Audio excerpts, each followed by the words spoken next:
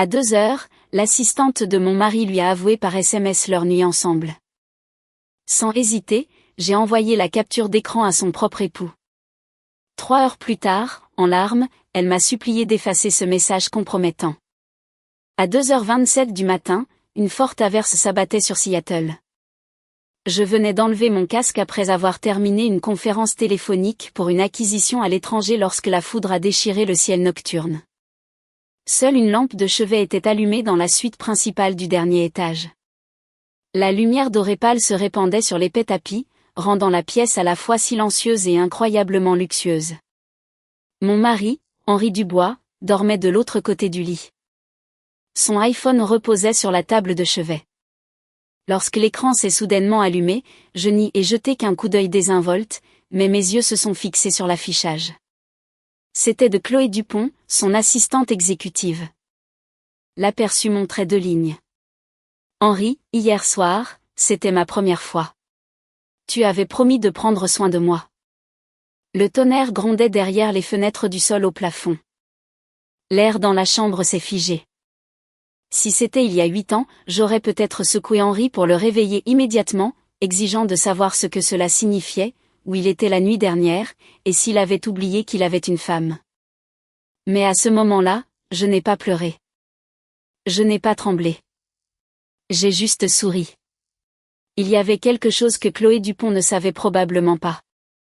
Elle pensait qu'elle volait un homme, complètement inconsciente qu'elle provoquait tout l'empire derrière lui. Il n'avait pas changé son code d'accès.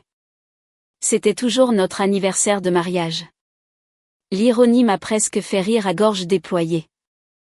J'ai ouvert le message, pris une capture d'écran, l'ai envoyé par AirDrop à mon propre téléphone, puis j'ai marqué le texte original comme non lu. Puis j'ai ouvert mes contacts et j'ai trouvé un numéro que j'avais enregistré il y a un certain temps. David Leclerc, le mari de Chloé. Je ne l'avais rencontré qu'une fois, il y a 3 mois, au gala de fin d'année d'Apex Innovation. Chloé était entrée au bras d'un homme en costume gris impeccable. Elle avait souri gentiment pendant les présentations. Éléonore, voici mon mari, David. Il travaille dans la logistique de la chaîne d'approvisionnement mondiale. Il est toujours tellement occupé, c'est donc un plaisir rare de l'avoir ici. Quand elle a prononcé le mot « mari », ce soir-là, son ton était aussi naturel que si elle était profondément amoureuse. Avec le recul, l'endroit où les gens agissent le mieux n'est jamais la scène. C'est la vie. J'ai envoyé la capture d'écran à David. J'ai ajouté une phrase. Votre femme a peut-être oublié de vous dire ce qui s'est passé hier soir. Après l'envoi, j'ai placé le téléphone d'Henri exactement là où je l'avais trouvé. Il dormait encore profondément. Son front était détendu, il avait l'air d'un homme à la conscience claire. Je me suis assise au bord du lit et l'ai regardé longtemps. 8 ans de mariage, de n'avoir absolument rien à vivre dans cette propriété de Mersey-Island, d'une start-up ratée à un PDG de technologie coté en bourse, la place à côté de lui avait toujours été la mienne. Quand la presse parlait d'Henri Dubois, ils aimaient l'appeler dévoué. Ils disaient que même après avoir fait fortune, il n'avait jamais échangé sa femme. Ils disaient qu'il avait épousé une fille ordinaire, mais la chérissait chaque jour pendant une décennie. Ils ne savaient pas que la soi-disant fille ordinaire n'était que la version de moi que je leur permettais de voir. Mon nom est Éléonore Mercier.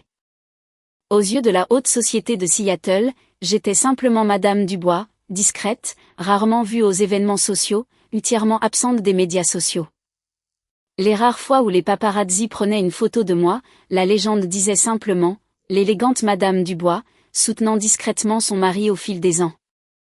Personne ne savait que dans les cercles élitistes du capital risque, le nom est capital, je n'ai pas de gallicisation pour les noms d'entreprise.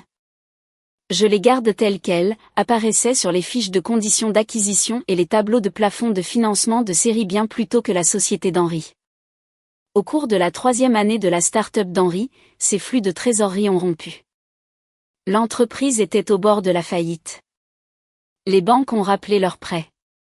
Les premiers investisseurs se sont retirés et ils ne pouvaient pas payer les salaires. Il était assis sur le sol de notre petit appartement, se tenant la tête, disant « Éléonore, je ne pense vraiment pas pouvoir tenir plus longtemps. Je ne lui ai jamais dit que j'avais déjà utilisé les allocations du fonds fiduciaire de ma défunte mère pour garantir son premier prêt relais. Je lui ai seulement dit, essaie encore une fois. Et il a vraiment réussi. L'entreprise a obtenu le financement, le logiciel phare a été lancé, et 3 ans plus tard, ils sont entrés en bourse. Le jour où il a sonné la cloche au Nasdaq, il m'a tenu la main devant tous les journalistes financiers et a dit, la moitié de mon empire t'appartient. Je le croyais alors. Je pensais qu'une personne qui pouvait marcher avec vous pendant vos jours les plus misérables serait celle qui marcherait avec vous pendant vos jours les plus glorieux. Mais la nature humaine se gâte le plus rapidement sous les feux de la rampe. Juste avant l'aube, David Leclerc a répondu d'un seul mot. D'accord. Pas de question de suivi, pas de cri au téléphone. J'ai fixé ce mot et j'ai soudain réalisé que ce drame était probablement beaucoup plus profond que ce que j'avais anticipé. À 5h24 du matin, mon téléphone a vibré. L'identification de l'appelant affichait Chloé Dupont. J'ai répondu. Sa voix était empreinte de pleurs frénétiques, complètement différente de l'intimité persistante de son message texte quelques heures plus tôt. Éléonore, s'il te plaît, écoute-moi. Je peux expliquer. Je me suis appuyée contre la porte coulissante du balcon, regardant la ligne d'horizon de la ville, nettoyée par la pluie. Expliquer quoi? Elle a sangloté. Ce n'est pas ce que tu penses. J'ai trop bu hier soir.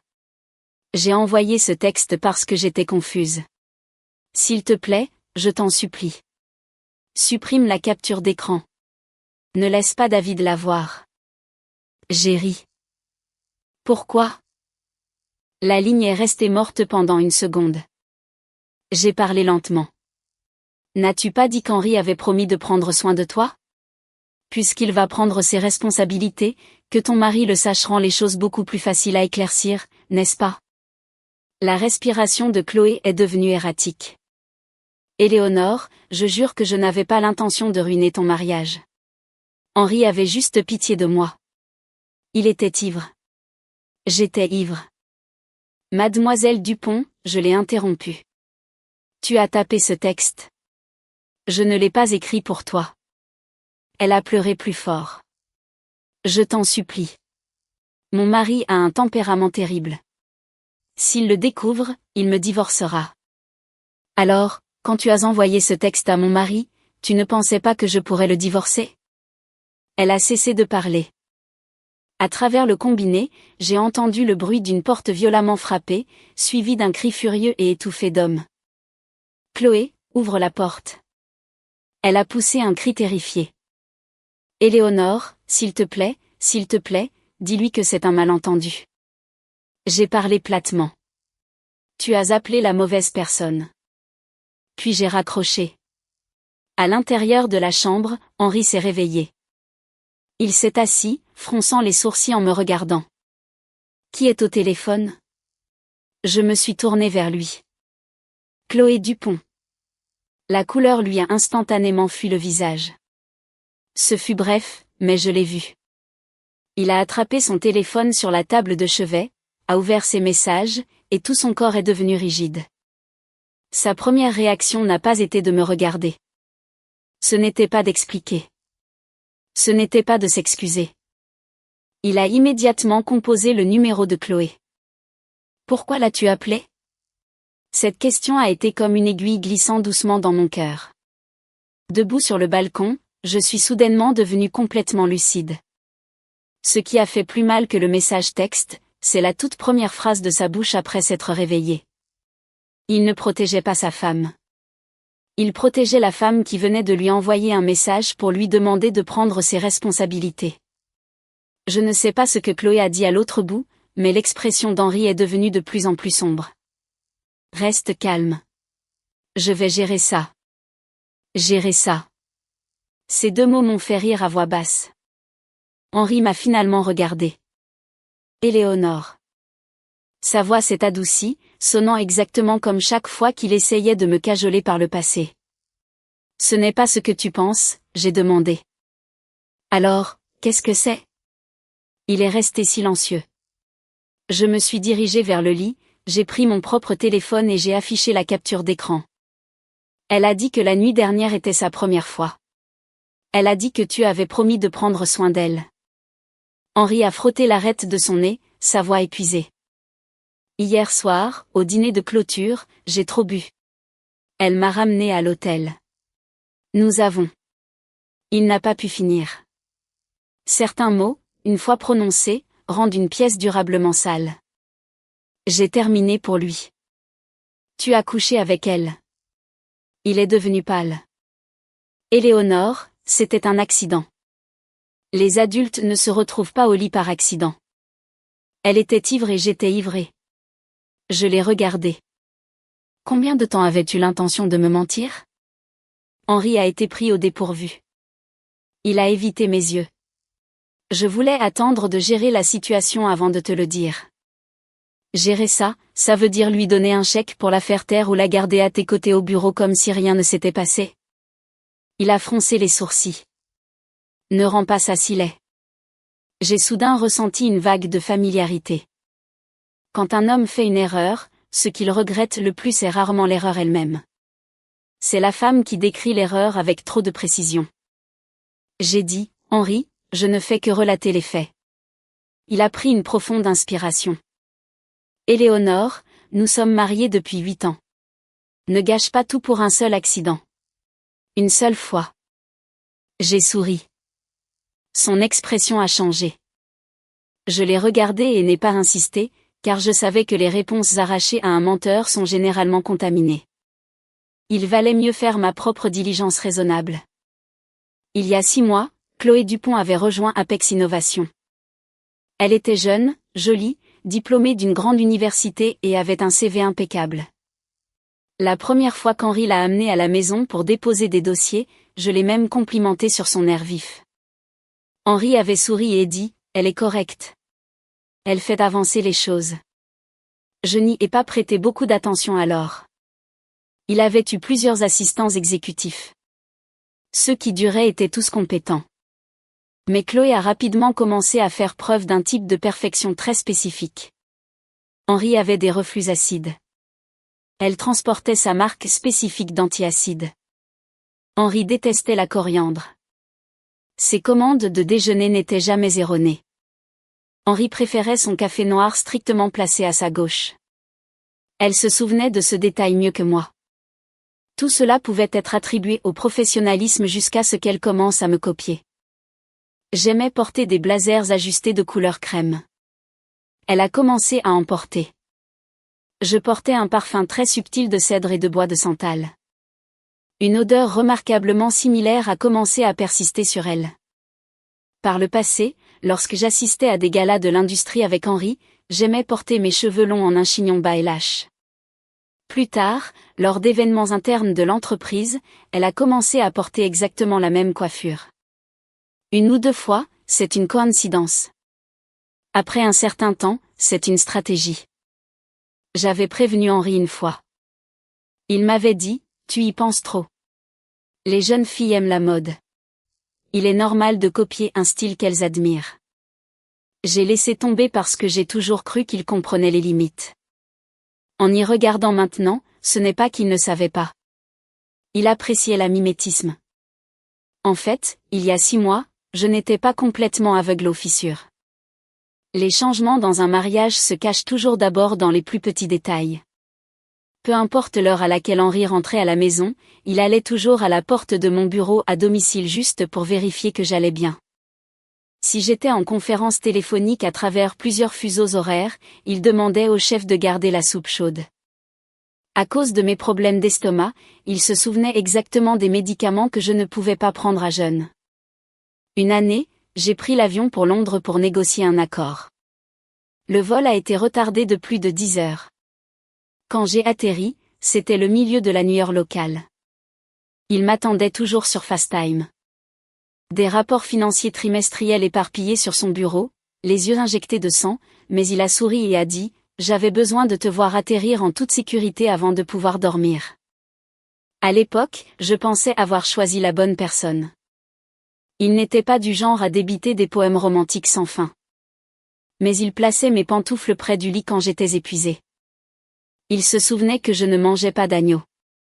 Il annulait des dîners de réseautage à enjeux élevés le jour anniversaire de la mort de mon père juste pour me conduire au cimetière. Donc plus tard, quand il est devenu incroyablement occupé, j'étais prête à être compréhensive. Après l'entrée en bourse d'Apex, la charge de travail d'Henri a explosé. Interviews médiatiques, réunions de conseil d'administration, tournées internationales. Une crise s'empilait sur une autre. J'étais occupée aussi.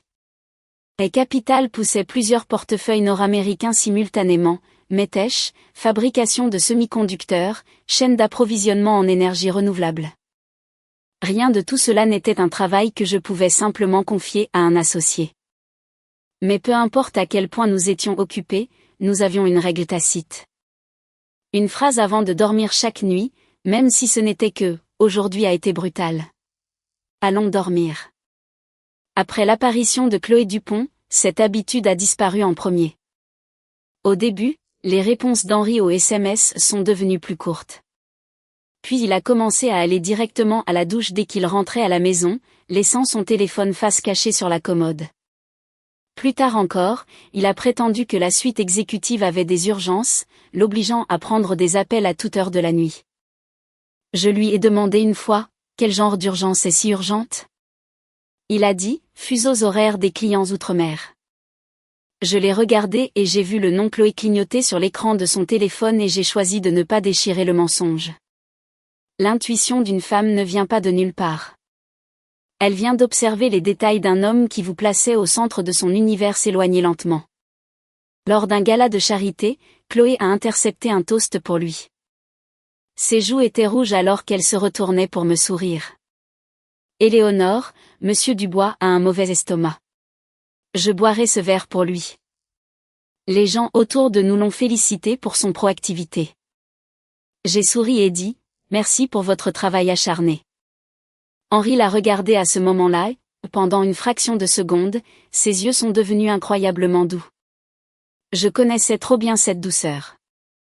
Il me regardait exactement comme ça. En rentrant à la maison, je lui ai demandé, est-ce que toi et Chloé devenaient un peu trop proches ? Il a froncé les sourcils. C'est juste une assistante. C'est son travail de gérer les interférences lors de ces événements. Elle est juste motivée. Je n'ai pas insisté parce que quand un homme commence à expliquer le comportement d'une autre femme, plus vous en dites, plus il pense que vous êtes sensible. Il ne verra pas que l'autre femme franchit une limite. Il verra seulement que sa femme n'est pas assez gracieuse. Plus tard, Chloé a commencé à publier des mises à jour très ambiguës sur Instagram. Une photo de la ligne d'horizon de la ville à 1h du matin. 2 tasses de café. Un tapis de couloir d'hôtel. Les légendes ne nommaient personne. Vous accompagnez à travers les nuits les plus difficiles. Certaines connexions n'ont pas besoin de mots. Être fermement choisi est le meilleur sentiment du monde. Je les ai vus, mais je n'ai pas laissé de like et je ne l'ai pas interrogé. J'ai simplement enregistré les captures d'écran dans un dossier caché. Non pas parce que je complotais une vengeance, mais parce que j'ai l'habitude de conserver une trace écrite. Si vous restez longtemps dans le capital investissement, vous cessez de croire les explications verbales. Je ne fais confiance qu'aux horodatages, aux flux de trésorerie et aux schémas comportementaux. Maintenant, ce texte de 2h du matin venait de briser la fissure que j'avais vue se former depuis des mois et l'avait ouverte en grand. Ce matin-là, je ne suis pas allée au bureau. Je me suis assise dans mon bureau et j'ai ouvert le dossier de Chloé.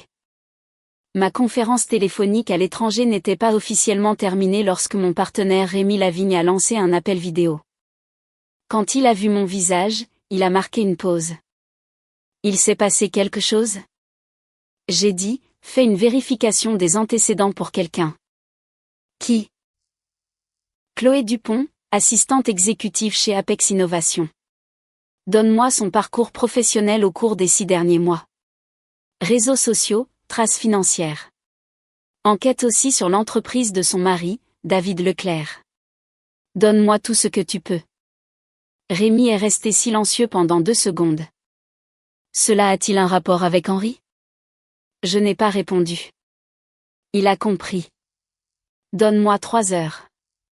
Rémi était mon partenaire au sein de la société de capital risque et l'une des très rares personnes à connaître ma véritable identité. Il y a des années, lorsque j'ai décidé de me retirer dans l'ombre, il m'avait injurié. Éléonore, tu as de l'eau dans le cerveau. Tu utilises ton réseau, ton capital et ton instinct de tueuse absolue pour l'élever au sommet. Et puis tu te caches dans une maison pour jouer la femme douce et solidaire. Je lui ai dit que je ne me cachais pas. Je voulais juste vivre un mariage normal. Rémi a ricané. Il n'y a pas de mariage normal au sommet du capitalisme. Je pensais qu'il était cynique à l'époque. Maintenant, je réalise que les cyniques voient la vérité plutôt que nous. 3 heures plus tard, le dossier a atterri dans ma boîte de réception. Je l'ai lu page par page, mon sang se transformant en eau glacée. L'entrée de Chloé chez Apex n'était pas un accident. Elle avait été placée dans la suite exécutive par un chasseur de tête il y a 6 mois. Mais bien avant cela, elle traquait Henri Dubois. Elle avait créé des comptes anonymes pour surveiller les forums financiers, compilant les interviews d'Henri, les calendriers de prise de parole en public et les itinéraires. Elle avait même acheté une masterclass en ligne pour assistants d'entreprise d'élite. Ses notes numériques du cours mettaient en évidence les préférences d'Henri en matière de café, ses restaurants préférés et ses schémas de discours. Plus intéressant encore, elle était loin d'être aussi innocente qu'elle le laissait paraître. David Leclerc était son deuxième mari. Ils étaient mariés depuis 2 ans et partageaient une hypothèque commune. Et au cours des 3 derniers mois, Chloé avait utilisé son email personnel pour transmettre plusieurs documents internes d'Apex hors des serveurs, liste de clients, feuille de route de projet, prévisions financières pour l'appel aux résultats du 3e trimestre. Elle avait même transmis le résumé exécutif d'une acquisition européenne hautement confidentielle. Ce qu'elle voulait, ce n'était absolument pas seulement Henri Dubois, l'homme. Elle voulait les choses qu'elle pourrait emporter une fois qu'elle se serait rapprochée du trône. J'ai imprimé les documents et les ai placés dans un dossier. Henri est rentré à la maison cet après-midi-là. Il avait l'air de ne pas avoir dormi de la nuit. Le col de sa chemise était froissé et ses yeux étaient complètement injectés de sang. La première chose qu'il a dite en franchissant la porte fut « Éléonore, il faut qu'on parle ». Je me suis assise sur le canapé du salon. « Parle ». Il s'est assis en face de moi, silencieux pendant un long moment. J'avoue que j'ai eu tort. Les mots semblaient douloureux à prononcer pour lui. Je n'ai pas répondu. Il a continué. Mais le mal est fait. Je lui donnerai un chèque, je la ferai quitter l'entreprise et je la ferai quitter Seattle. Quelle que soit la compensation que tu souhaites, je l'accepterai. Je l'ai regardé. Tu crois que ce qui m'importe, c'est l'argent? Henri a fait une pause. Ce n'est pas ce que je voulais dire. Alors, qu'est-ce que tu veux dire? J'ai demandé. Tu couches avec ton assistante. Elle envoie un SMS pour demander à mon mari de prendre ses responsabilités. La seconde où ça éclate, ton premier instinct est de l'appeler et de lui dire de rester calme. Et maintenant, tu es assis là à me dire que tu veux lui jeter de l'argent pour la faire taire et me faire un chèque pour le désagrément. J'ai souri lentement. Henri, ce qui m'importe, c'est que tu as entraîné une étrangère dans notre mariage et maintenant tu t'attends à ce que je reste assise pendant que tu nettoies le désordre. Son visage est devenu cendré. Je ne t'ai jamais demandé de nettoyer ça. Je l'ai fait. J'ai fait glisser le dossier sur la table basse. Et le désordre que tu dois nettoyer n'est pas seulement celui que tu as fait au lit. Henri a ouvert la première page. Quand il a vu les journaux de Chloé transférant des fichiers internes, son expression s'est complètement effondrée. Où as-tu obtenu ça? Est-ce que ça compte? Il a feuilleté le dossier frénétiquement, ses jointures devenant blanches. Impossible. Elle n'a pas l'autorisation de sécurité pour les fichiers stratégiques essentiels. Elle n'a pas l'autorisation, alors elle a emprunté la tienne. Je l'ai regardé. Le mois dernier, lors de la réunion de stratégie d'acquisition européenne, tu l'as chargé d'organiser les documents. Tu l'as laissé se connecter à ton MacBook. La couleur a complètement fui le visage d'Henri. Il a finalement réalisé que Chloé Dupont n'était pas seulement une jeune femme lui demandant de prendre ses responsabilités pour une nuit ivre. C'était un fardeau qui pouvait entraîner Apex Innovation dans un scandale catastrophique d'espionnage corporatif. Il a attrapé son téléphone pour passer un appel. J'ai dit, il est fortement recommandé de ne pas la prévenir tout de suite. Sa main s'est arrêtée en l'air. Je l'ai regardé. Le service juridique et la cybersécurité doivent verrouiller les serveurs simultanément. Ce qu'elle a pris et à qui elle l'a envoyé doit être audité immédiatement. Henri est resté stupéfait pendant quelques secondes avant de murmurer « Éléonore, merci. » J'ai trouvé ça hilarant. Ne me remercie pas. Je ne fais pas ça pour toi. Ses yeux ont vacillé. J'ai dit, je protège mon investissement. Il a gelé. À ce moment-là, il n'avait toujours pas entièrement compris, car dans son esprit, j'étais juste Madame Dubois. Même si je connaissais un peu l'investissement et les opérations d'entreprise, il supposait que c'était juste en l'écoutant parler pendant 8 ans. Il n'avait aucune idée que je comprenais parfaitement Apex Innovation. Non pas parce que j'étais la femme du PDG, mais parce que dès le tout premier tour de financement de démarrage, Apex avait toujours été une pièce sur mon échiquier. Cette nuit-là, la division de cybersécurité d'Apex a lancé un audit en coulisses. Henri était assis dans son bureau, son visage empirant d'heure en heure. Je n'ai pas participé à l'audit. J'ai juste demandé à Rémi Lavigne de déployer 2 consultants externes en conformité de e-Capital pour superviser. À 23h, le rapport préliminaire est arrivé dans ma boîte de réception. Chloé Dupont avait utilisé les identifiants administratifs d'Henri pour copier 3 lots de fichiers. Le premier était la base de données client à plusieurs niveaux. Le second était les projections financières pour le prochain roadshow des investisseurs. Le troisième et le plus radioactif était la stratégie d'acquisition européenne non annoncée. Les fichiers n'avaient pas été divulgués à la presse, mais des extraits des données avaient déjà fait surface dans le modèle d'analyse des risques internes d'un concurrent. J'ai lu le rapport et j'ai appelé Rémi.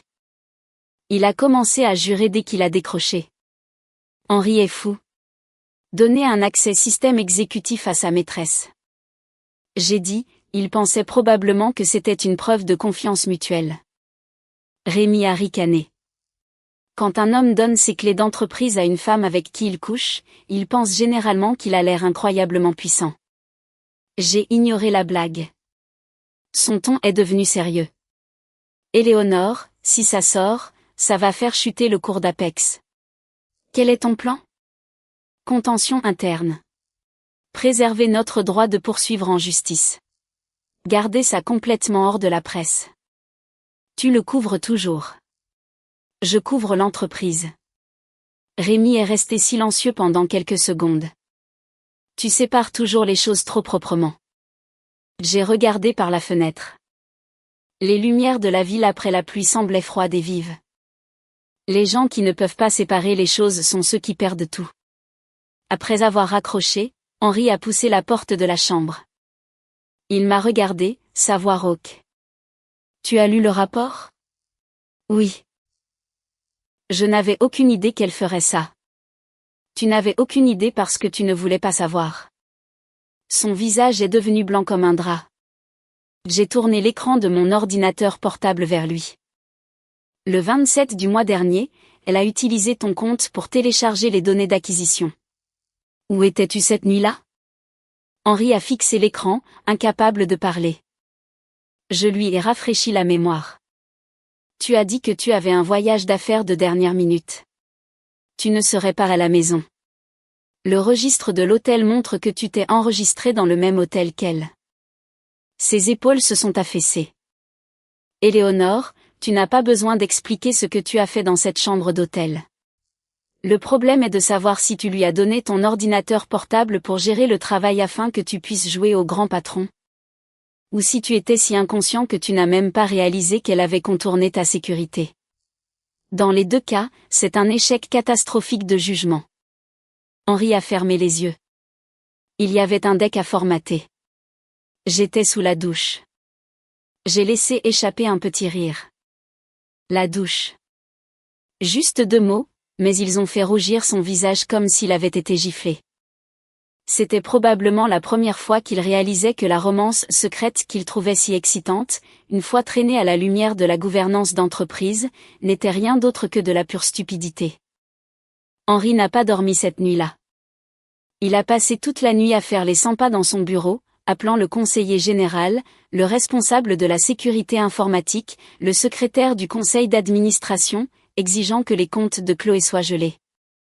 Par le passé, il se vantait toujours de sa capacité à contrôler la salle. Mais maintenant, face à une chute libre totale, il a réalisé que l'assistante douce et dépendante qu'il avait entretenue avait planté une bombe au centre même de sa confiance aveugle. Assise dans la chambre, écoutant ses appels étouffés et frénétiques, je n'ai ressenti aucun frisson de vengeance, juste un profond épuisement jusqu'aux os. La chose la plus terrifiante dans un mariage n'est pas l'apparition d'une tierce partie. C'est de réaliser soudainement que la personne avec qui vous avez partagé un lit pendant 8 ans est si stupide que même se sentir déçu par lui semble être une perte d'énergie. Le lendemain matin, le conseil d'administration d'Apex Innovation a convoqué une session d'urgence. Henri ne m'a pas informé, mais l'invitation au calendrier est tout de même tombée dans ma boîte de réception. Strictement parlant, elle a été envoyée à l'email proxy représentant la participation des capitales dans Apex. J'ai enfilé un costume tailleur noir et suis entré dans la salle de conférence précisément à l'heure. Quand j'ai poussé les doubles portes, le bavardage à l'intérieur s'est instantanément éteint. Quelques-uns des actionnaires les plus âgés se sont immédiatement levés. Mademoiselle Mercier, c'est un honneur de vous avoir ici en personne. Henri était assis au bout de la table. Quand il a levé les yeux et m'a vu, il s'est figé. Son choc n'était pas simulé parce que jusqu'à cette seconde exacte, il n'avait absolument aucune idée que la firme offshore qu'il avait tirée d'affaire, l'actionnaire majoritaire de l'ombre qui avait orchestré son introduction en bourse et sa stratégie de fusion-acquisition, était sa propre femme. Je me suis dirigée vers l'extrémité opposée de la table en acajou et me suis assise. Le conseiller général a tiré ma chaise. J'ai regardé Henri. Monsieur Dubois, commençons. Sa pomme d'Adam a tressailli. Éléonore, dans cette pièce, vous vous adresserez à moi en tant que mademoiselle Mercier. La pièce était si silencieuse qu'on pouvait entendre le bourdonnement du système de CVC. J'ai ouvert mon dossier. Il y a 3 points à l'ordre du jour d'aujourd'hui.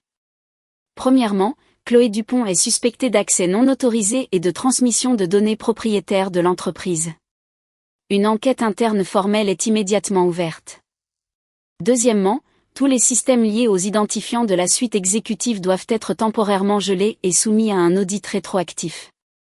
Troisièmement, en raison des risques de gouvernance d'entreprise déclenchés par la conduite personnelle de Monsieur Dubois, le conseil d'administration réévaluera les paramètres de son autorité exécutive. Henri avait l'air nauséeux.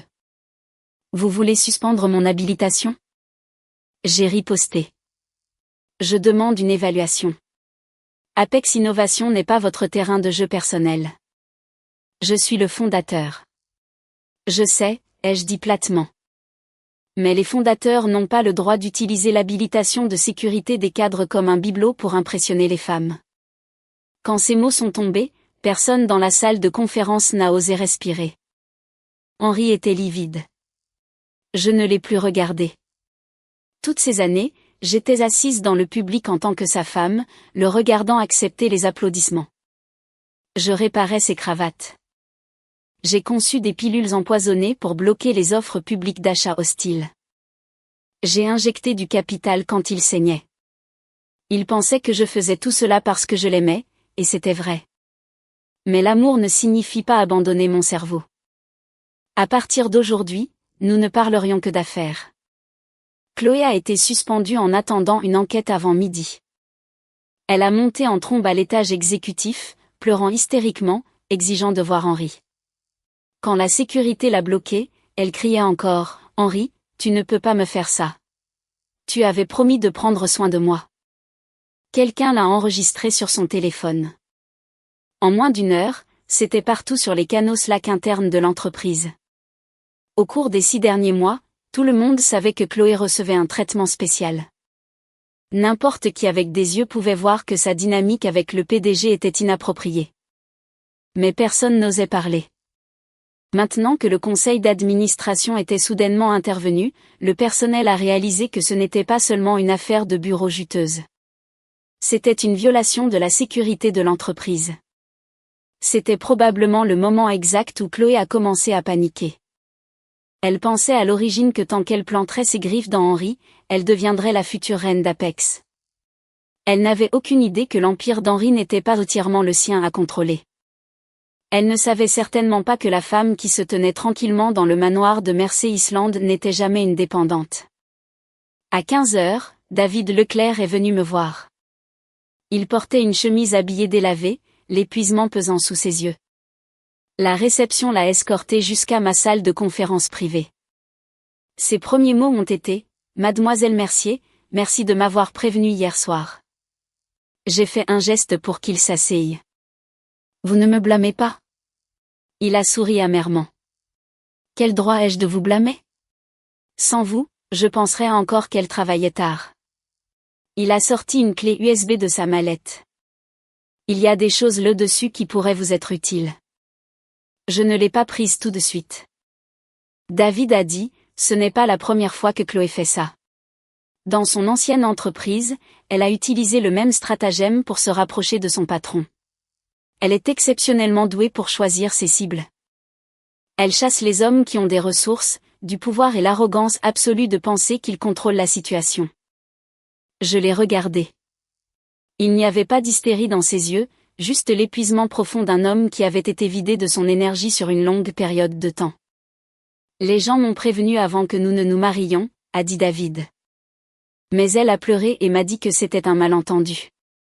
Elle a dit qu'elle voulait juste gravir les échelons et que les gens la punissaient pour ça. Je l'ai cru. Il a ri avec mépris de lui-même. Les gens sont parfois stupides. Nous pensons toujours que nous sommes la personne spéciale qui peut les changer. Je n'ai rien dit car je comprenais exactement ce qu'il voulait dire. Je pensais être la seule personne qu'Henri Dubois ne trahirait jamais. David a fait glisser la clé USB sur la table. Il y a ces journaux de discussion avec plusieurs hommes différents de son passé et quelques relevés de virements financiers. Je ne veux pas que cela devienne un cirque médiatique, mais si elle continue de mentir, vous pouvez l'utiliser. J'ai demandé, qu'allez-vous faire ? Divorcer, a-t-il dit. Je prendrai la moitié de l'hypothèque. Nous partagerons le reste selon la loi. J'en ai assez de cacher ce qu'elle est. Il s'est levé, sa voix très calme. Mademoiselle Mercier, vous perdez une traîtresse. Ce que je perds, c'est la personne que je pensais encore pouvoir sauver. Après son départ, je suis restée assise dans la salle de conférence pendant longtemps. Je n'ai pas ouvert la clé USB ce jour-là, non pas parce que je ne voulais pas regarder, mais parce que je savais qu'une fois ouverte, cela cesserait d'être un simple cas d'infidélité pour devenir un registre beaucoup plus sombre de la nature humaine. À 21 heures, je suis retournée à mon bureau. Seuls quelques étages du gratte-ciel étaient encore éclairés. Au-delà des fenêtres du sol au plafond s'étalait la ligne d'horizon scintillante du centre-ville de Seattle. Les lumières fusionnaient en une mer ressemblant à des millions d'yeux sans sommeil. J'ai branché la clé USB sur mon ordinateur. À l'intérieur se trouvaient 3 dossiers. Avant le mariage, après le mariage, liés au travail. David était méticuleux. Tout était organisé chronologiquement. J'ai ouvert le premier fichier. C'était un journal de discussion entre Chloé et un chef de département de son ancienne entreprise. Le script était si familier qu'il ne m'a même pas surprise. Seul toi me comprends vraiment. Je suis tellement épuisée au travail. Tout le monde me harcèle. Sans toi, je ne sais pas comment je survivrais. Elle avait envoyé des textes presque identiques à Henri, ne faisant que changer le destinataire. Le fichier suivant contenait des historiques Venmo et Zelle avec un représentant de fournisseur. Les montants n'étaient pas énormes. Quelques centaines à quelques milliers ici et là, mais les mémos étaient accablants, pour votre travail acharné. Un petit cadeau. Ne pleurez pas. J'ai fait défiler page par page. Mon cœur s'est glacé. Chloé Dupont n'agissait pas par confusion momentanée. C'était une prédatrice experte. Elle savait exactement comment isoler des hommes riches et arrogants. D'abord, jouer la victime. Puis, les inonder d'adoration. Transformer leur mentorat professionnel en tension sexuelle. Et enfin, une fois que l'homme a franchi la ligne, utiliser les larmes, son corps, les promesses et larmes de sa première fois pour les piéger à prendre leurs responsabilités. Et les hommes n'étaient guère des victimes innocentes. Ils aimaient la dépendance d'une femme plus jeune. Ils aimaient être appelés « patron ». Ils aimaient jouer le sauveur devant un nouveau public brillant. Ce n'est que lorsque la facture arrivait qu'ils se souvenaient soudain de leur morale, de leur famille et des politiques des ressources humaines d'entreprise. J'ai ouvert le 3e dossier. Il contenait un enregistrement audio. Chloé y parlait à un homme non identifié. L'homme a demandé « Peux-tu obtenir les fichiers Apex ?» Chloé a ri. Un son léger et aérien. Je ne peux pas obtenir la propriété intellectuelle essentielle, mais Henri me fait entièrement confiance en ce moment. Sa femme le tient en laisse. Il se sent détendu avec moi. Le ton de Chloé dégoulinait de suffisance. Les hommes sont tous pareils. Plus ils montent, plus ils aiment qu'on leur dise « Tu as l'air si fatigué. Tu n'as pas à faire semblant d'être fort avec moi. » J'ai appuyé sur pause. Le bureau était silencieux. Sauf le bourdonnement du ventilateur de mon ordinateur portable. Cette phrase était un miroir. Elle reflétait la manipulation de Chloé, mais elle reflétait aussi la faiblesse pathétique d'Henri. J'ai transmis le fichier audio à mon équipe juridique. Le conseiller général a appelé presque instantanément. Mademoiselle Mercier, nous pouvons l'utiliser comme piste d'enquête, mais nous devons vérifier la source et son admissibilité. David Leclerc est prêt à coopérer, ai-je dit. Compris. Après avoir raccroché, je suis resté seul dans mon bureau tard dans la nuit. Pendant une fraction de seconde, toute l'affaire a semblé absurde. Henri et moi étions mariés depuis 8 ans. Nous avions débattu de stratégies d'entreprise à table. Nous avions survécu ensemble à des cauchemars de flux de trésorerie. Nous avions dormi par terre dans un salon VIP à Heathrow parce que notre vol avait été annulé lors d'une tournée européenne. Je pensais que ses racines étaient suffisamment profondes. Mais au final, il a suffi qu'une jeune femme lui murmure « Tu as trop travaillé, seul je te comprends », pour qu'il lui remette les clés de son entreprise et les limites de son mariage. Ce n'est pas qu'elle était spéciale. C'est qu'Henri, noyé dans son propre succès, était désespéré pour une version de lui-même qui n'avait pas à rendre de compte à personne. Le lendemain, David Leclerc est venu déposer une déclaration pour l'enquête. Il semblait encore plus hagard que la première fois, mais ses yeux étaient plus clairs. L'équipe juridique lui a demandé « Vérifiez-vous l'authenticité de ces fichiers ?» Il a hoché la tête. Certains, je les ai trouvés dans nos sauvegardes de PC à domicile, certains ont été synchronisés sur un lecteur cloud lorsqu'elle a mis à niveau son téléphone. Je peux fournir le matériel. Après la déposition, il m'a attendu dans le couloir. Mademoiselle Mercier, puis-je vous poser une question ? Vous êtes si calme. Est-ce parce que vous avez cessé d'aimer Henri Dubois il y a longtemps ? J'y ai réfléchi. Non.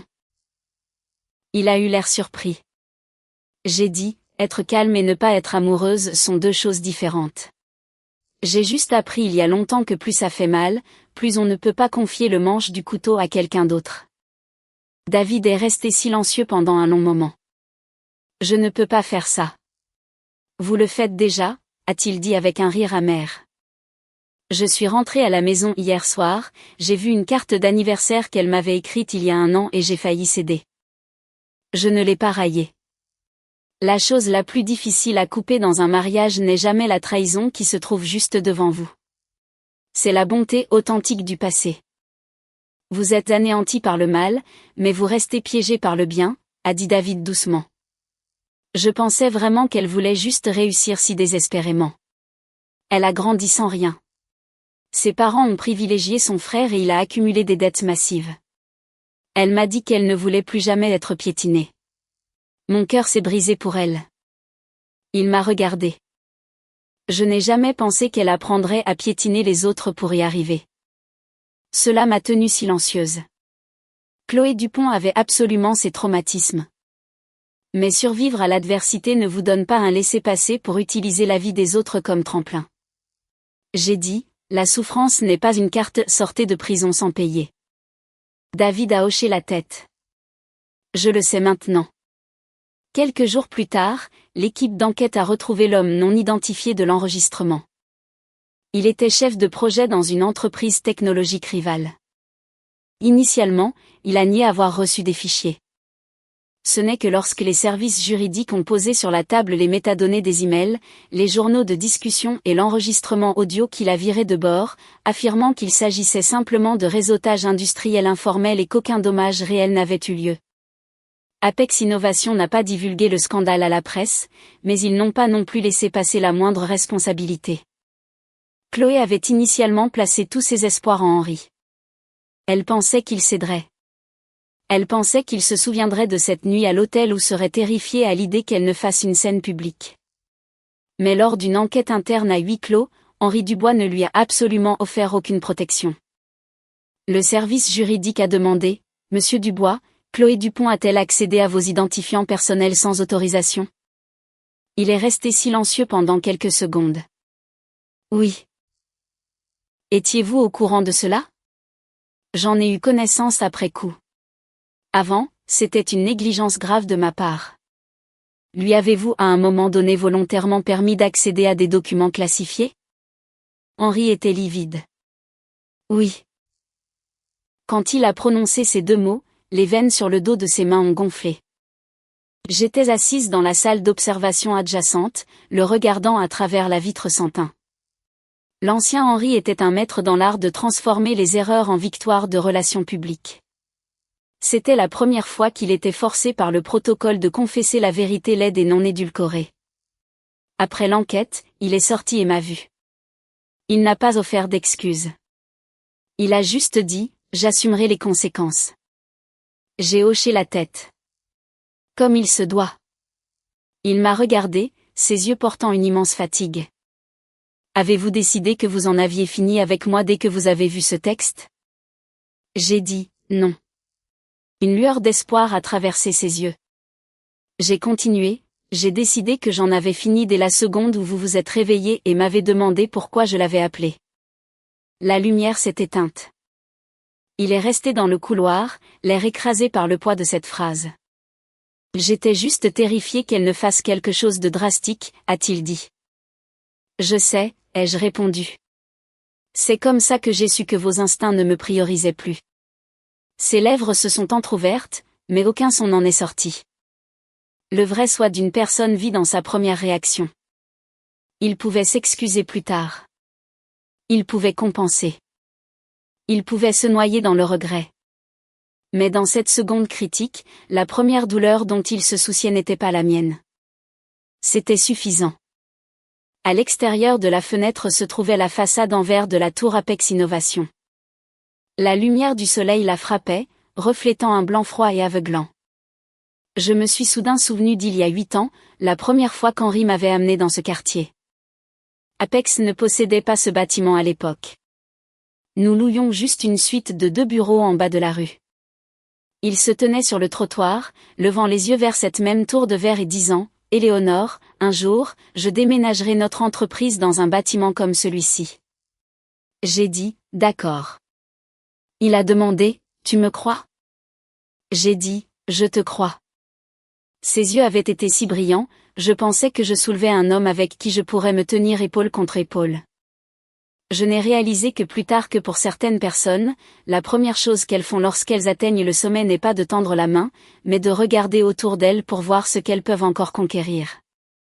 Ce soir-là, quand Henri est rentré à la maison, j'avais déjà chargé mes avocats de déposer le règlement de divorce sur la table basse. Quand il a vu l'épaisse pile de papier, son visage s'est complètement décomposé. « Vous demandez le divorce ?» J'ai dit, « Évidemment, Éléonore, nous n'en sommes pas là. » « À quel point pensez-vous que nous en sommes ?» Il est resté muet. J'ai exposé les réaffirmations prénuptiales, les accords de dissolution de part par procuration et le registre de division des actifs. Notre relation matrimoniale peut prendre fin. Notre relation commerciale sera régie par le droit des contrats. Henri a fixé les documents, me regardant comme s'il voyait une étrangère. Tu as gardé une porte dérobée ouverte dès le premier jour. J'ai dit calmement. Ce n'est pas une porte dérobée. C'est une limite. Il a laissé échapper un rire creux. Donc toutes ces années, tu ne m'as jamais vraiment fait confiance. Cela m'a presque fait rire. Henri, tu me reproches sérieusement en ce moment de ne pas avoir parié toute ma fortune nette et mes droits de vote d'entreprise sur ta moralité personnelle? Il s'est raidi. Je l'ai regardé. Quand tu étais au plus bas, je t'ai sorti d'affaire parce que je croyais en ton talent et parce que je t'aimais.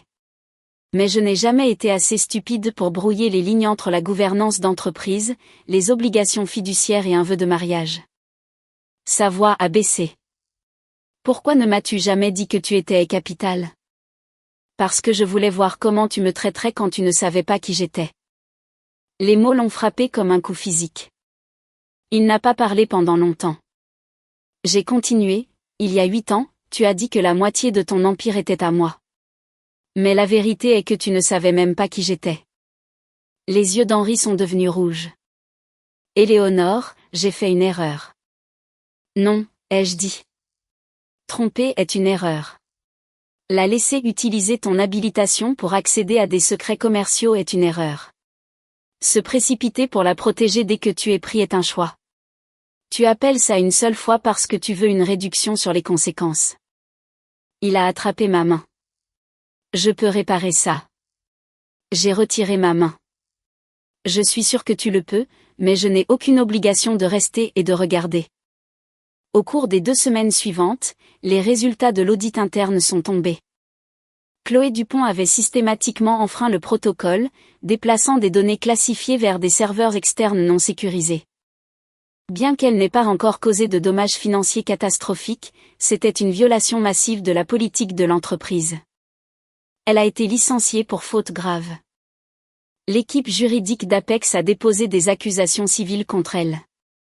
David Leclerc a officiellement demandé le divorce. Initialement, Chloé a essayé de construire un récit, se présentant comme une jeune fille naïve exploitée par des hommes puissants. Elle a publié un long essai sur LinkedIn, affirmant qu'elle était jeune, manipulée par ses supérieurs, qu'elle était devenue émotionnellement dépendante, et qu'elle avait finalement été rejetée et traumatisée. Mais David n'est pas resté silencieux cette fois-ci. Il a publié une chronologie. Il était marié à elle. Elle avait initié les SMS de fin de soirée. Elle avait activement exporté les fichiers et son affirmation selon laquelle c'était sa première fois était mathématiquement impossible. L'opinion publique a violemment basculé. Quand Chloé est venue me trouver, elle n'avait pas la désespérance stridente qu'elle avait au téléphone ce premier matin. Elle se tenait devant les portes vitrées de mon bureau, l'air évidé. Ses yeux étaient gonflés. Mademoiselle Mercier. Le titre est tombé de sa bouche, portant un sens tardif de la réalité. J'ai demandé à mon assistante de lui verser un verre d'eau. Elle n'a pas bu. S'il vous plaît, supprimez cette capture d'écran du texte.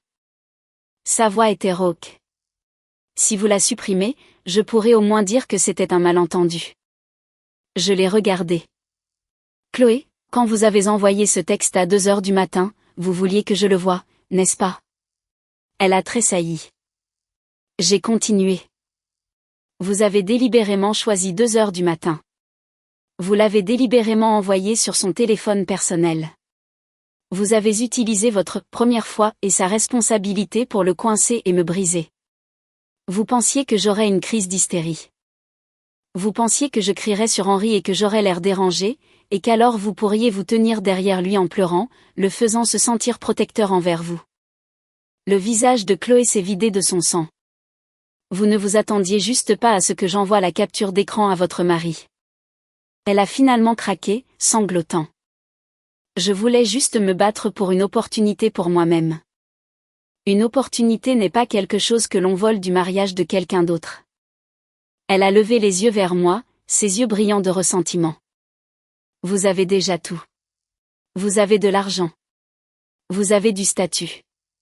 Vous êtes Madame Dubois. Je ne suis qu'une personne normale.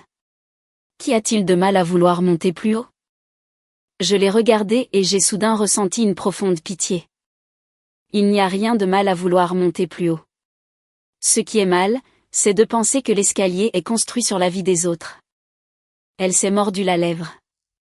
Bien sûr, vous pouvez dire ça de votre piédestal, ai-je dit calmement. Je ne suis pas tombée du ciel sur ce cheval, Chloé. J'ai appris à quel point les ressources sont vitales bien avant vous. C'est précisément pourquoi je n'ai jamais ancré ma vie à un homme promettant de prendre ses responsabilités pour moi. Elle n'avait pas de contre-argument. J'ai poussé le verre d'eau vers elle. Je ne divulguerai pas la capture d'écran à la presse, mais ce que vous avez fait ne disparaîtra pas de votre histoire. Ce que vous devriez supplier, ce n'est pas que je supprime un enregistrement.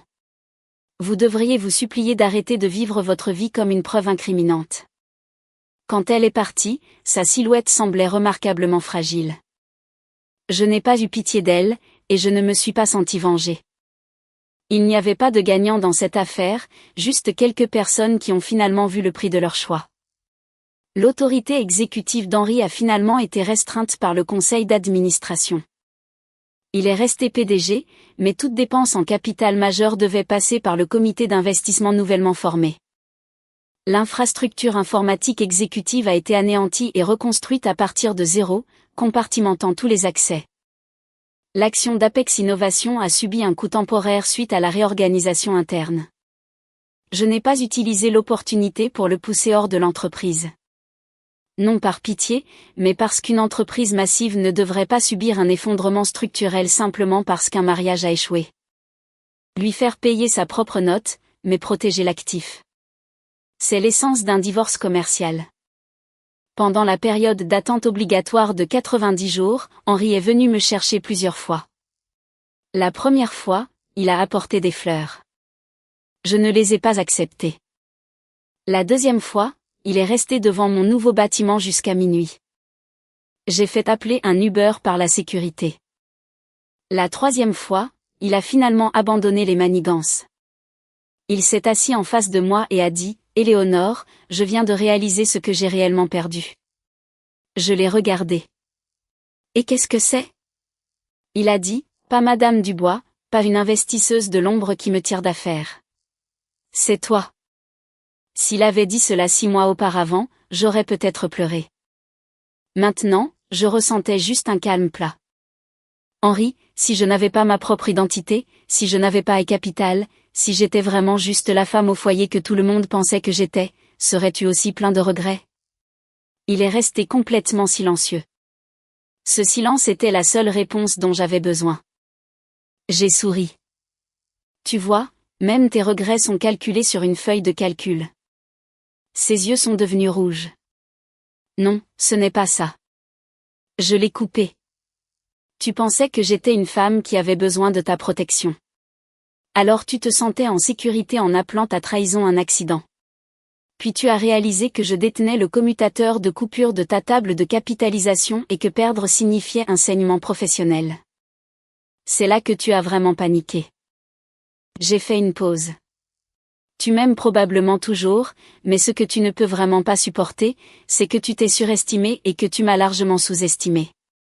Henri a baissé les yeux. Un long moment s'est écoulé avant qu'il ne demande, sa voix rauque comme du papier de verre, alors, il n'y a vraiment aucune chance pour nous?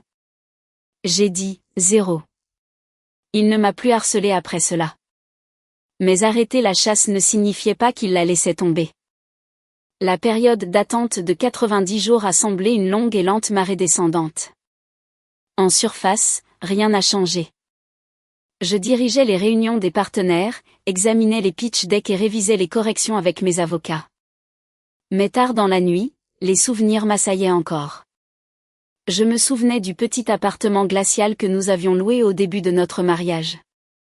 Le radiateur était cassé, alors Henri me glissait mes pieds gelés sous son pull pour les réchauffer. Je me souviens de lui sécurisant sa série de financement.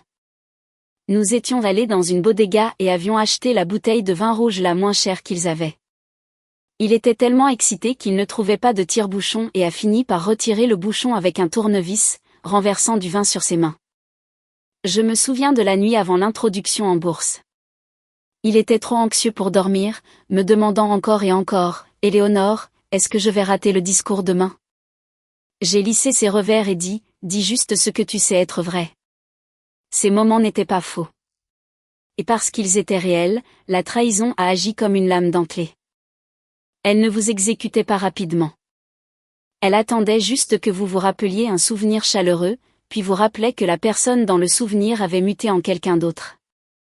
Rémi Lavigne m'a emmené boire un verre un soir. Tu es beaucoup trop clinique à ce sujet, a-t-il remarqué, l'air inquiet. J'ai regardé la condensation couler sur mon verre à cocktail. Que veux-tu que je fasse? Casser des assiettes? Crier? Organiser une prise de contrôle hostile d'Apex? Je veux que tu arrêtes de te traiter comme un actif en difficulté. Il a cligné des yeux. Éléonore, un mauvais accord peut être radié, restructuré ou liquidé. Un mariage est différent. Tu as été poignardé. C'est normal d'admettre que tu saignes. J'ai baissé les yeux et j'ai laissé échapper un rire sec. L'admettre. Et ensuite? Admettre que je ne suis pas à l'épreuve des balles. Je n'ai rien dit pendant longtemps. Finalement, j'ai murmuré, je pense juste qu'il n'en vaut pas la peine. Pas la peine de quoi? Pas la peine de faire des histoires. Rémi a secoué la tête. Tu vois, tu recommences. Saigner n'est pas un désordre. C'est juste saigner. En rentrant à la maison ce soir-là, je suis resté longtemps à l'arrière de la voiture de ville. Le chauffeur a demandé si je voulais rentrer au garage. J'ai dit, donnez-moi une minute. Derrière les vitres teintées, les lumières de l'I5 s'étiraient en flou néon. Finalement, dans cet espace parfaitement clos et silencieux, je me suis laissé aller à pleurer. Non pas pour Chloé Dupont, et pas entièrement pour Henri Dubois. J'ai pleuré pour la version de moi qui croyait vraiment qu'un mariage pouvait rester propre et permanent. Quand j'ai eu fini, je me suis essuyé le visage, j'ai remis mon rouge à lèvres, j'ai pris l'ascenseur et j'ai ouvert une feuille de conditions. Pleurer ne vous rend pas faible. Parfois, craquer est le seul moyen de ramasser les morceaux. Pendant les négociations de divorce, la mère d'Henri, Marthe, est venue me voir. La vieille dame avait toujours été polie avec moi. Elle savait que j'avais soutenu Henri pendant les dures premières années. Elle savait aussi que je n'étais pas aussi simple que les pages mondaines le prétendaient. Ce qu'elle ne savait pas, c'était l'ampleur de l'infrastructure de Hay Capital. Elle était assise en face de moi, les yeux rouges et gonflés. Éléonore, Henri vous a déçu. Je ne suis pas là pour le défendre, mais 8 ans. N'y a-t-il vraiment aucun moyen de lui donner une autre chance?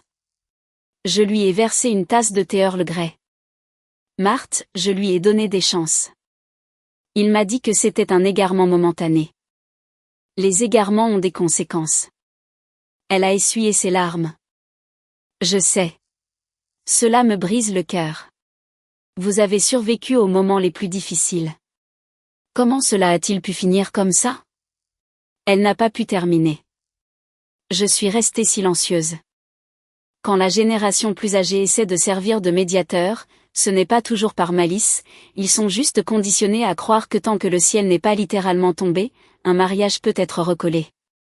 J'ai dit doucement, Marthe, je ne pars pas parce que le mariage est invivable.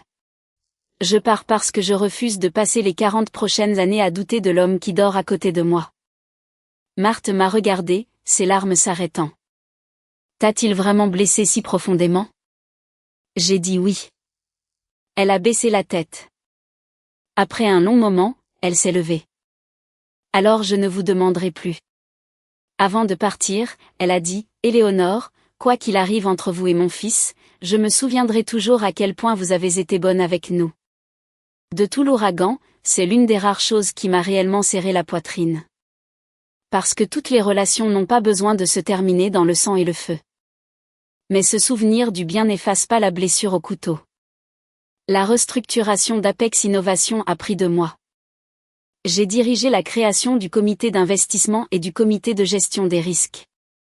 La culture de cow-boy voyou qui reposait entièrement sur l'intuition d'Henri a été démantelée au profit d'une supervision institutionnelle.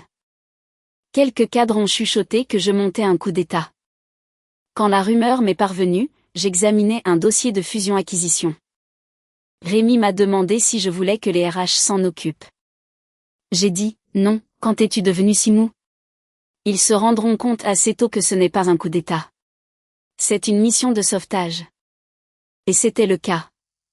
Au cours de son premier mois, le comité des risques a opposé son veto à un partenariat européen massif. Le chiffre d'affaires du bénéfice d'exploitation de la société cible semblait spectaculaire, mais ses flux de trésorerie étaient très irréguliers et sa propriété intellectuelle de base était embourbée dans des litiges non divulgués. Selon l'ancien système de voie rapide d'Henri, la feuille de conditions aurait déjà été signée. Le nouveau comité a exigé une diligence raisonnable accrue. Nous avons découvert que la cible faisait l'objet d'une enquête active de la part des régulateurs de l'UE. Apex a évité une balle mortelle.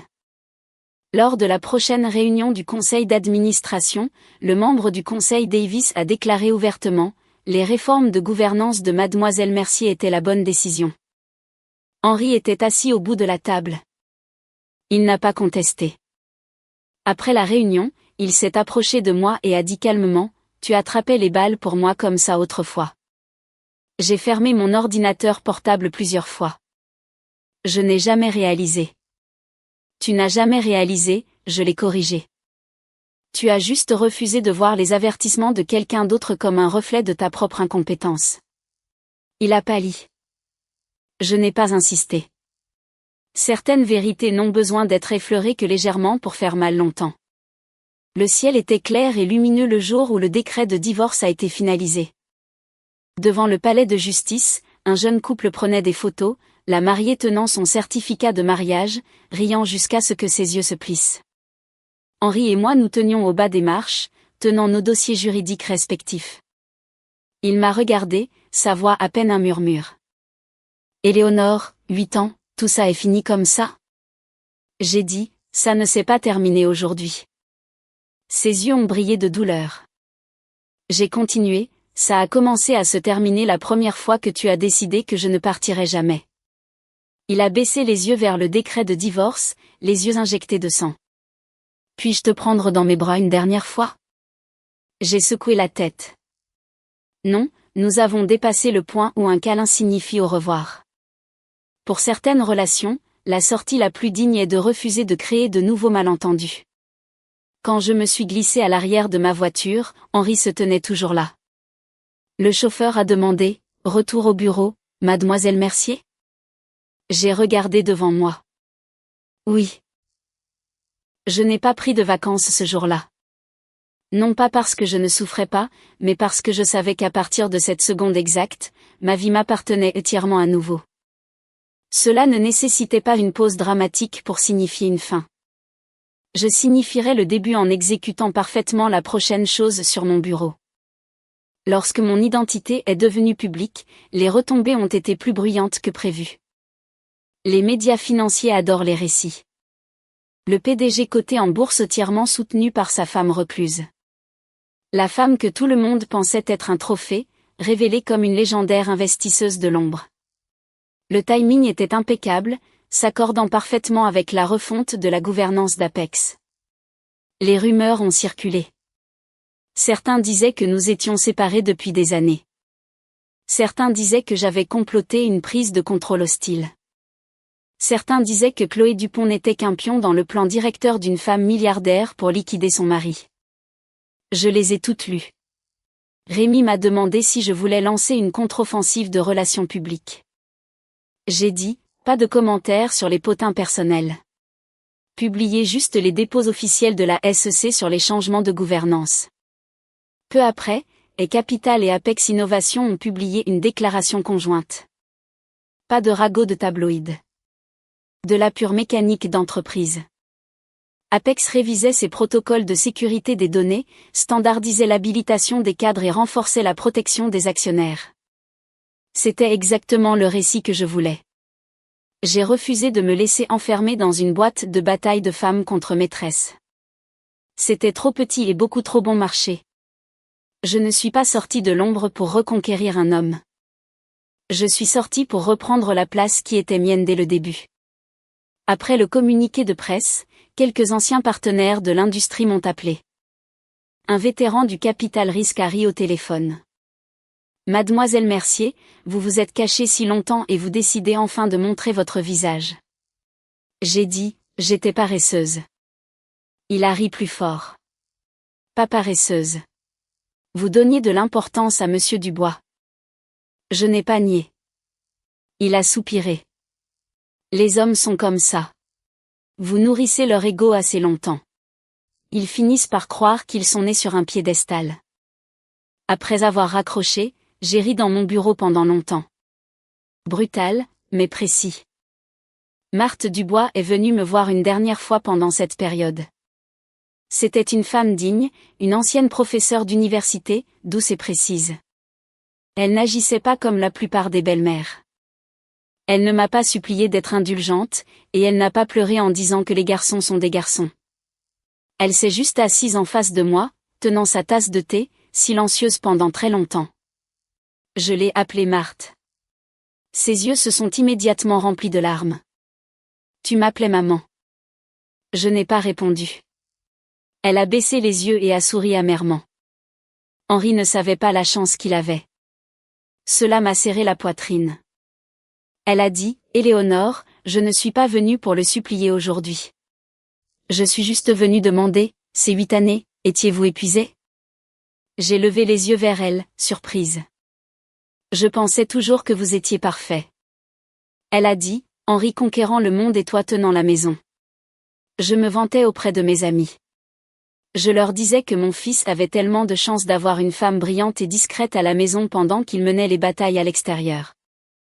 Sa voix a baissé. En y pensant maintenant, j'avais tort. J'ai seulement vu que tu étais silencieuse. Je n'ai jamais demandé pourquoi tu étais si silencieuse. Je ne savais soudainement plus quoi dire. L'empathie entre femmes arrive souvent tard, mais quand elle arrive, elle vous désarme quand même. Marthe a dit, le père d'Henri est mort jeune. Je l'ai élevé seul.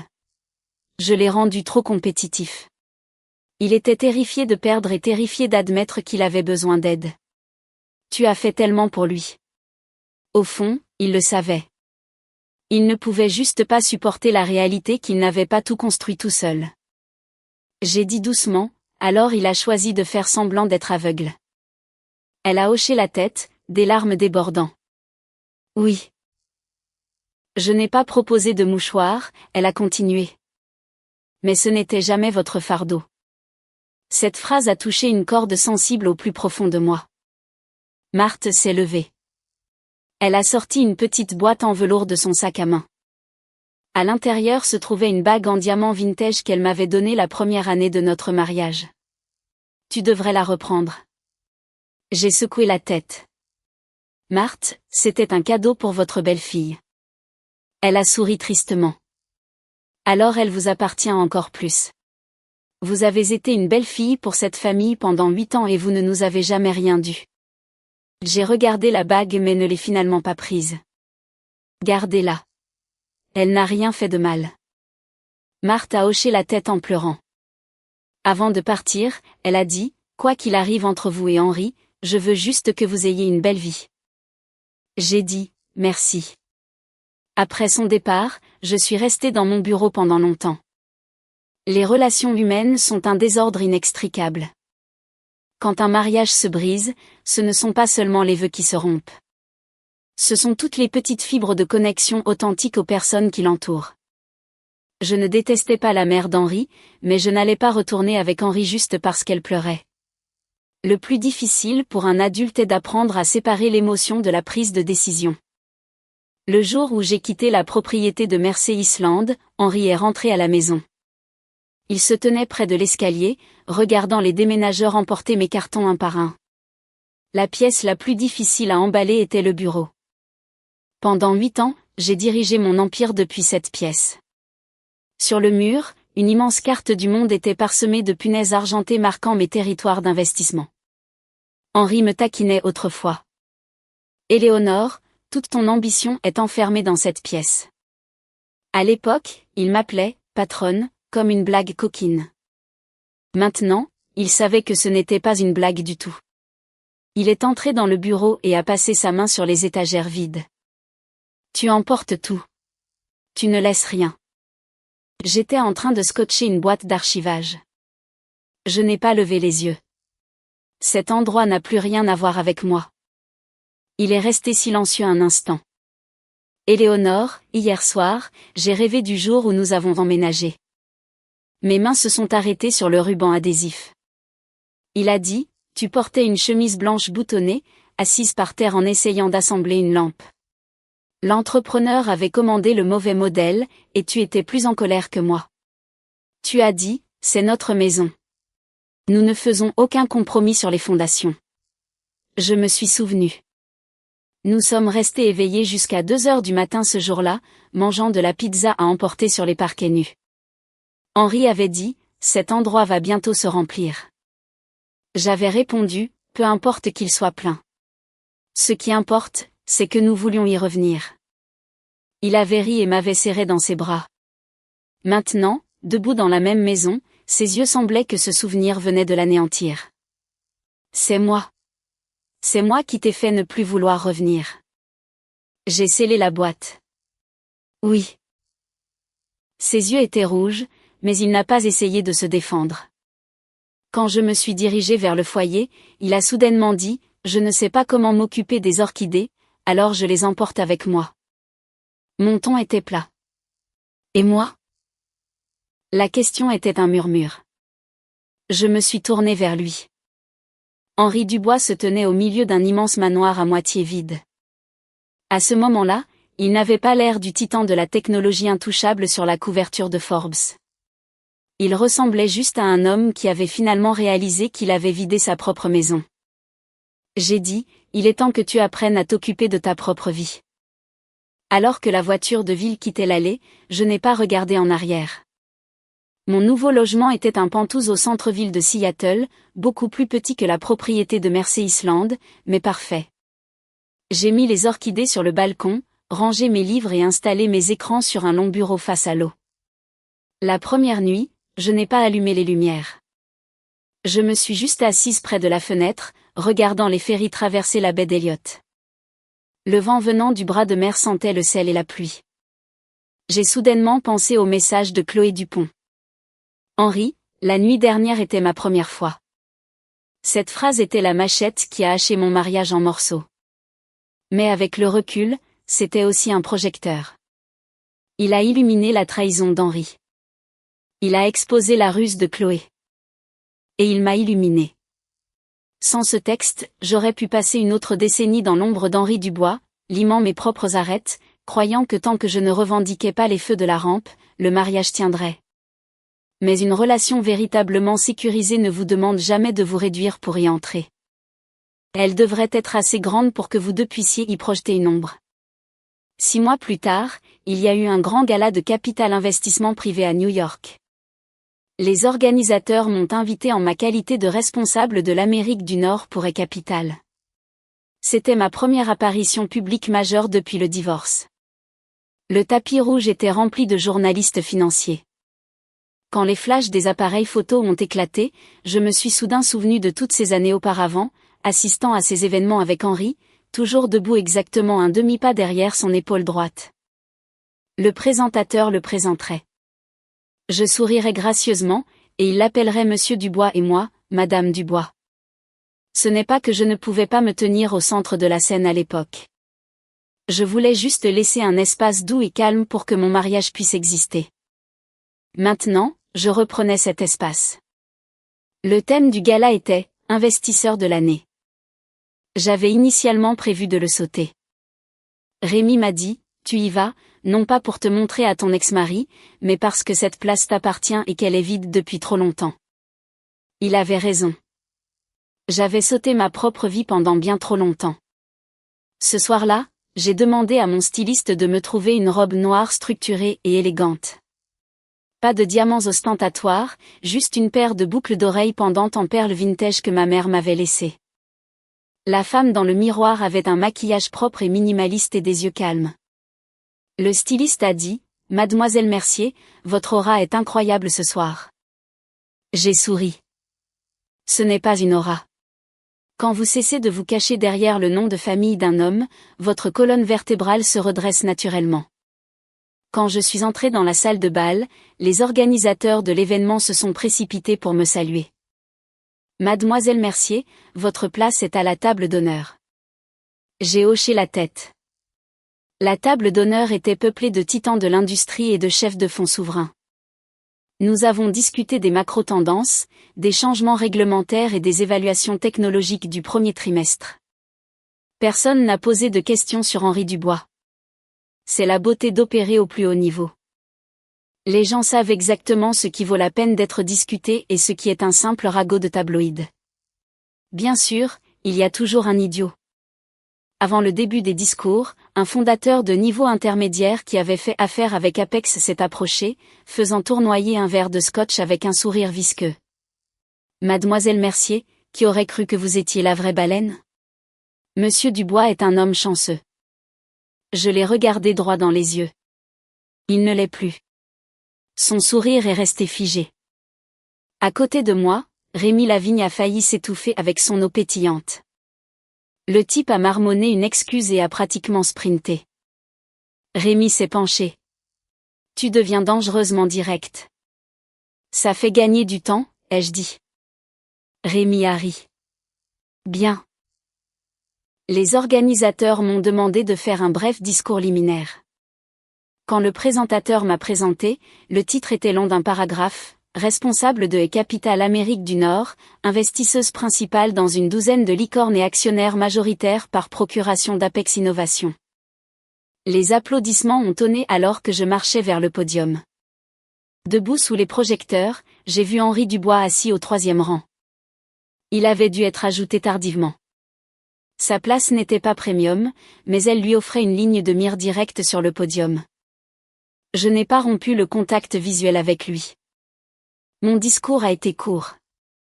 J'ai parlé de l'atténuation des risques, des horizons à long terme et de la façon dont le travail essentiel d'un allocataire n'est pas de courir après l'élan, mais de se souvenir où se trouve le plancher absolu quand tout le monde devient fou.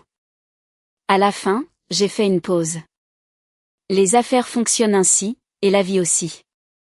La salle de bal était silencieuse. J'ai continué, au moment où vous croyez détenir tout le pouvoir, c'est précisément le moment où vous devez vous souvenir de ce qui n'est pas à vendre, la confiance, les limites, le devoir. Une fois que vous les profanez, aucun capital rétroactif ne peut réparer le bilan.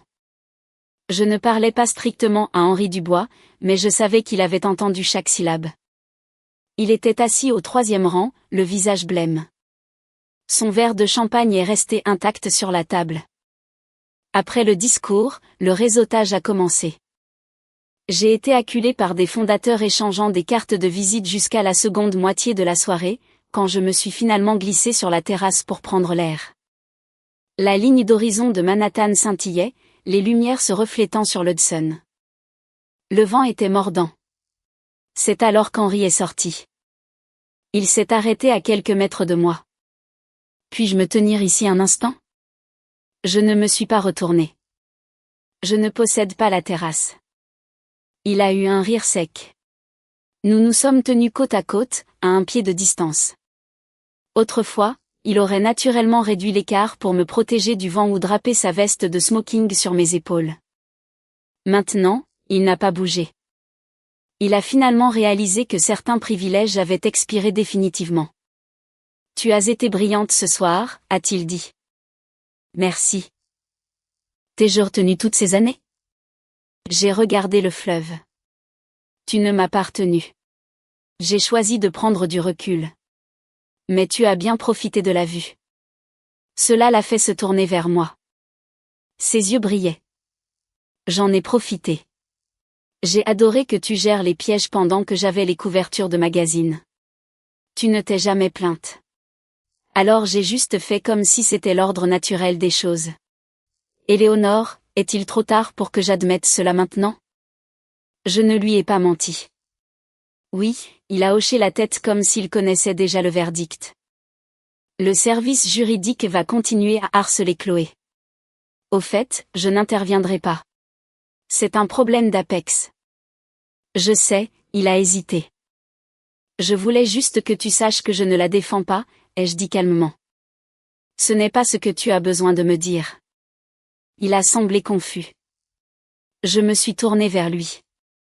Tu as besoin de te dire d'arrêter de confondre un ego blessé avec le véritable amour. Arrête de confondre le franchissement des limites avec une compréhension profonde et arrête de croire que juste parce que les gens t'applaudissent, tu es immunisé contre la gravité. Henri avait l'air d'avoir été abattu. Un long moment s'est écoulé avant qu'il ne murmure, « Je m'en souviendrai. » Bien. Je me suis retournée pour rentrer. Il a soudainement lâché, « Si un jour je me répare vraiment, est-ce que je l'ai coupé. » Henri, tu ne devrais pas te réparer juste pour que je regarde en arrière. Il a tressailli. J'ai dit, ta vie ne devrait plus graviter autour de mes décisions, tout comme ma vie ne va plus jamais graviter autour de tes regrets. Il a hoché la tête, complètement silencieux. Cette fois, il n'a pas demandé une seconde fois. Quand je suis rentrée dans la salle de bal, j'ai vu Chloé Dupont près des portes de service. Elle portait un uniforme de traiteur noir, un badge d'employé autour du cou. En 6 mois, elle s'était flétrie. La personnalité soigneusement construite, impuissante mais courageuse, avait disparu. Elle avait juste l'air épuisée et tendue. Elle avait dû être embauchée par une agence de personnel événementiel tierce. Quand elle m'a vue, son premier instinct a été de se cacher. Mais après 2 pas en arrière, elle a serré les dents et s'est dirigée vers moi. Mademoiselle Mercier. Je me suis arrêtée. Puis-je vous aider? Elle a agrippé son badge, sa voix à peine un murmure. Je sais que je n'ai pas le droit de demander, mais cette capture d'écran de texte d'il y a longtemps.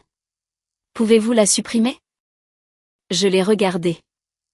Elle s'est précipitée pour expliquer, je n'essaie pas de prétendre que je suis innocente. Mais chaque fois que je postule pour un emploi en entreprise, la vérification des antécédents signale le procès. David a finalisé le divorce. Il ne me reste littéralement plus rien. Vous avez vous-même, n'est-ce pas? Elle s'est figée. J'ai dit, si vous voulez vraiment recommencer, vous avez encore vous-même. Des larmes ont coulé sur ses cils. Mais personne ne me fait plus confiance. La confiance n'est pas un droit. Elle a regardé ses chaussures, ses épaules tremblant légèrement. J'ai adouci mon ton d'une fraction. Chloé, vous étiez très intelligente, mais vous avez appliqué toute cette intelligence aux points de levier les plus dangereux. Vous pensiez pouvoir monter en flèche en utilisant les autres. C'est pourquoi, quand ils ont coupé le courant, vous avez frappé le béton si fort. Elle a étouffé. Alors, qu'est-ce que je suis censée faire? Cela ressemblait à une question sincère. J'ai attendu quelques secondes. Prenez les escaliers, ai-je dit. Arrêtez de chercher des raccourcis. Arrêtez de traiter les hommes comme des tremplins. Arrêtez de regarder les entreprises et les mariages des autres comme un billet de loterie. La confiance que vous avez brûlée va prendre très longtemps à être reconstruite en disant simplement la vérité. Elle a pleuré en hochant la tête. La capture d'écran. Je peux supprimer le fichier, ai-je dit. Ses yeux se sont allumés d'espoir. J'ai terminé ma pensée. Mais ce que vous avez fait ne sera jamais supprimé de l'histoire de votre vie.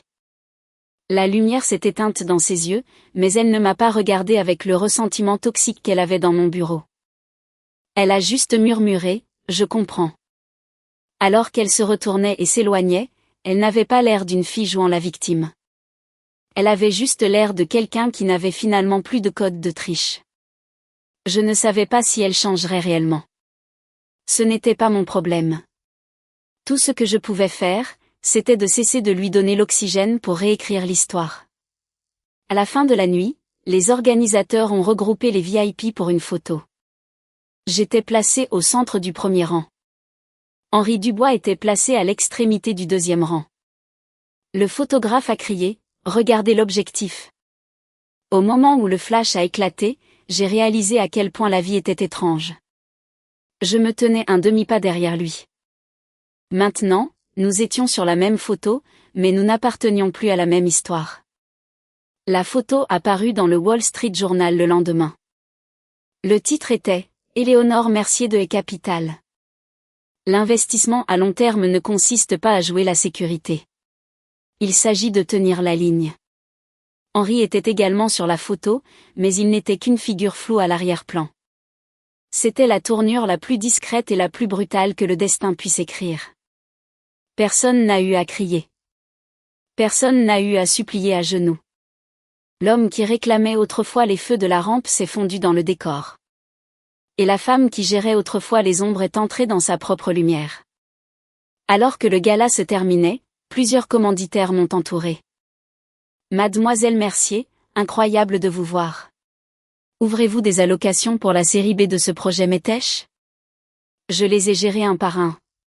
À quelques mètres de là, Henri se tenait seul dans la foule, me regardant.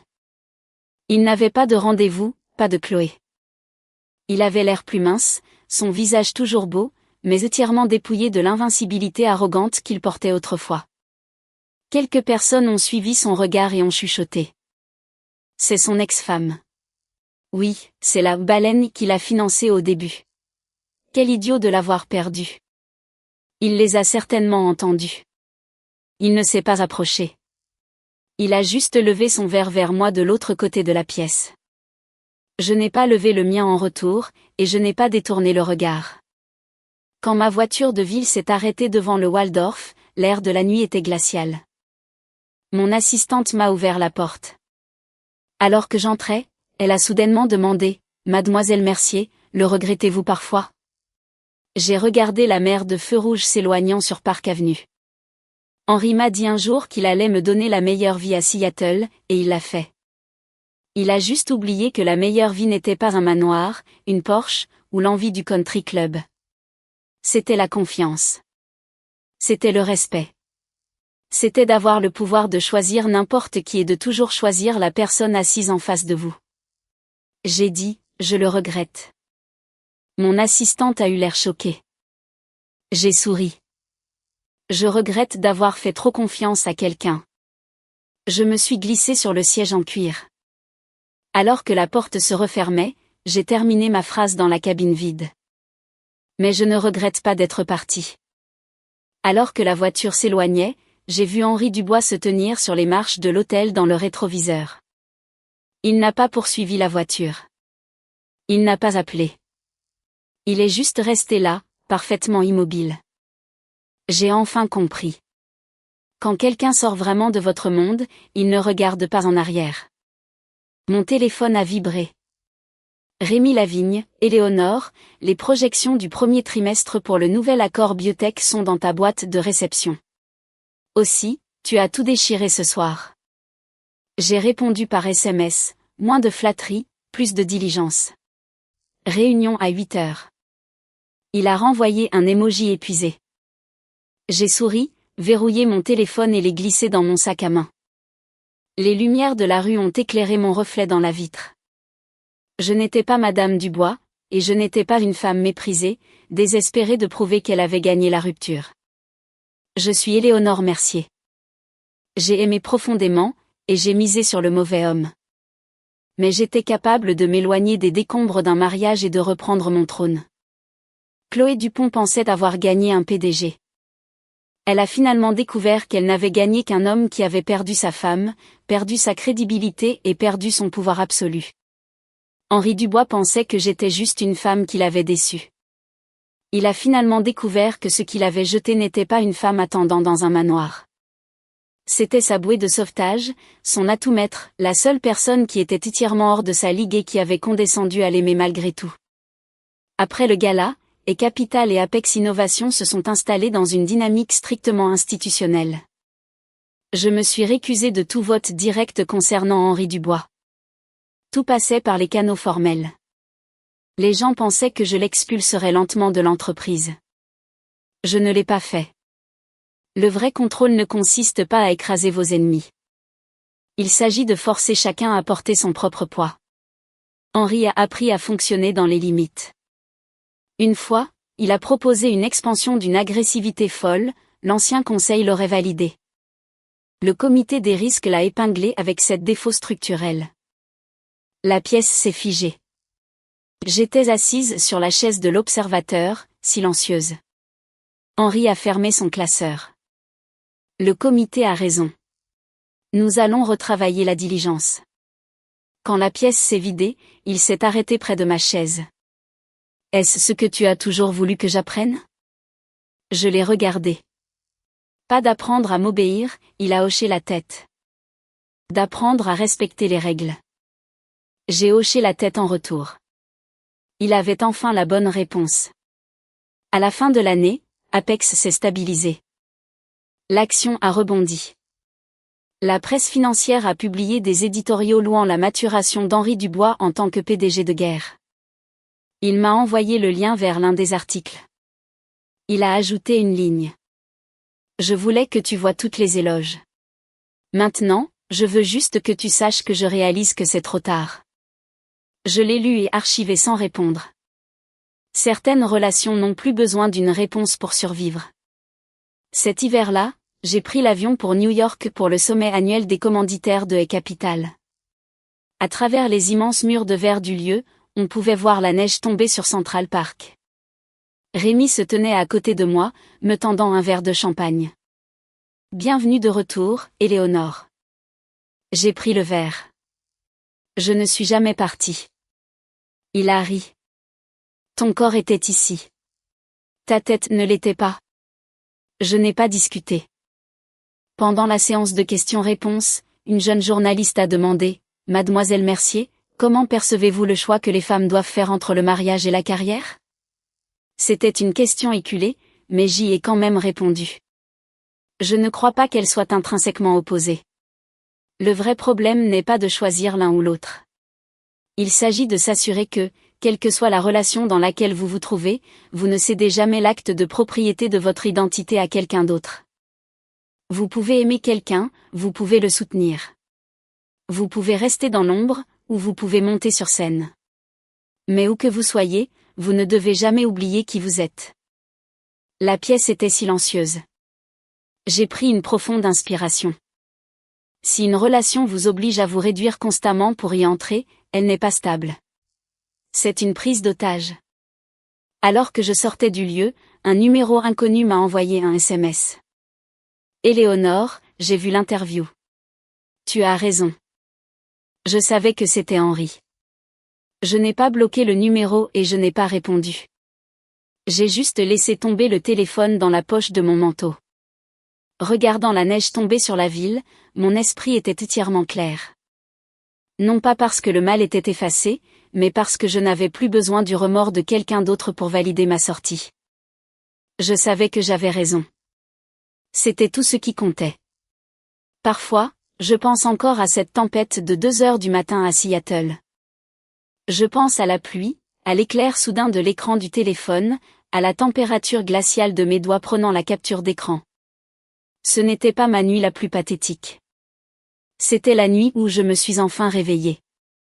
J'ai cessé d'utiliser l'amour comme excuse pour cacher ma propre force. J'ai cessé de prétendre que me sacrifier était le seul moyen de garder un mariage digne. La vraie dignité, c'est d'avoir la clarté absolue de faire demi-tour. Le vrai pouvoir, c'est d'être anéanti et de savoir toujours que vous êtes trop précieuse pour la personne qui vous a blessé. Henri Dubois a perdu plus qu'une femme.